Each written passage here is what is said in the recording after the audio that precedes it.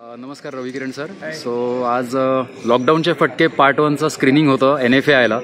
तर काय प्रतिक्रिया द्याल तुम्ही किंवा काय तुमचा रिव्ह्यू आहे फिल्मबद्दल? खरं सांगायचं झालं तर ही 3-4 वर्षापूर्वी झालं थोडं विसरल्यासारखं झालं होतं, पण ती स्क्रीनिंग बघताना एवढा त्याचा इफेक्ट होईल आणि एवढी ती छान होईल असं डोक्यातही नव्हतं. विसरून झालं होतं की आता 4 वर्ष झाली, एवढ्या वर्षानंतर त्याचा काय इंटरेस्ट राहणार आहे. पण ते सुमित आणि टीमनी सगळ्यांचं जे काय एडिटिंग केलं, पण ज्या पद्धतीने तो मेसेज दिला असं मी म्हणत नाही, पण ज्या पद्धतीने प्रेझेंटेशन केलं की या लॉकडाऊनच्या पिरियडमध्ये खरंच प्रत्येकाला ते पूर्वीचे वाईट चांगले दिवस जे अनुभव ते जगायला मिळाले परत. आणि फिल्म एकंदरच खूप छान झाली आणि काम करताना सुमित बरोबर तर खूपच छान मजा आली होती. म्हणजे फ्रीडम दिला होता त्यांनी की सर असं असं तुम्हाला करायचं आहे, तर तुम्हाला जे पाहिजे ते करा. काय डायलॉग रिटर्न होते किंवा असं काही नव्हतं, फक्त हे तुम्हाला करायचं आहे, तो फ्रीडम तुम्ही कसं सांगू शकाल त्याप्रमाणे दिलं आणि छान वाटलं. खूपच छान झाली आहे. सगळ्यांना विनंती आहे तुम्ही सगळ्यांनी बघा, तुम्हालाही मजा येईल ती फिल्म करायला.